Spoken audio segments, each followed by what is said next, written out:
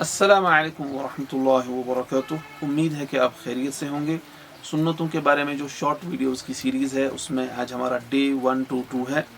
اور ہم پچھلے سیشن میں ہم نے دیکھا تھا کہ یعنی فرائض کے علاوہ جو نمازیں ہیں، نوافل جو ہے وہ ایک انسان گھر میں ادا کرے گا تو اس سے کیا کیا فوائد حاصل ہوتے ہیں۔ اطمینان اور سکون حاصل ہوتا ہے گھروں میں، اور ایک انسان اپنے آپ کو ریاکاری سے بچاتا ہے، کیونکہ فرائض تو ایک مرد کو پڑھنے ہی ہے مسجد میں، لیکن اس کے علاوہ اس کو کوشش کرنی چاہیے کہ اپنے اعمال جو ہے وہ لوگوں سے چھپائے۔ اور اسی طرح سے اور ایک فائدہ کہ گھر میں اللہ تعالیٰ کی رحمت نازل ہوتی ہے، اور شیطان جو ہے وہ دور بھاگتا ہے، اور گھر قبرستان نہیں بن جاتے، ٹھیک ہے۔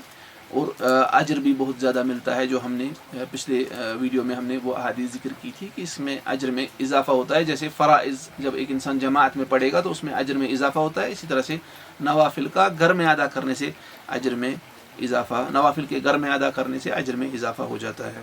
لیکن ایک انسان کو خیال رکھنا چاہیے، کوشش کرنی ہے ایک انسان کو، لیکن اگر ایک انسان کو لگے کہ مجھے شیطان آئے گا، ابھی مجھے عادت نہیں ہو رہی ہے، تو دھیرے دھیرے کر کے وہ عادت ڈالے گا خود میں۔ لیکن اگر اسے لگے کہ ابھی عادت نہیں بن رہی ہے تو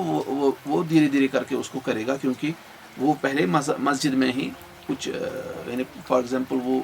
ظہر کی سنتیں گھر میں پڑھنے کی کوشش کرے گا، مغرب کی نہیں اور عشاء کی نہیں، پھر ایسے ہی دھیرے کر کے پھر مغرب کی نماز کی سنتیں کوشش کرے گا، تو جب تک اس کو عادت ہو جائے، تاکہ شیطان اسی دروازے سے اس پہ داخل نہ ہو، اور شیطان کوشش کرے گا کہ وہ پھر گھر میں بھی نہیں پڑھے گا، نہ مسجد میں پڑھے گا نہ گھر میں پڑھے گا۔ تو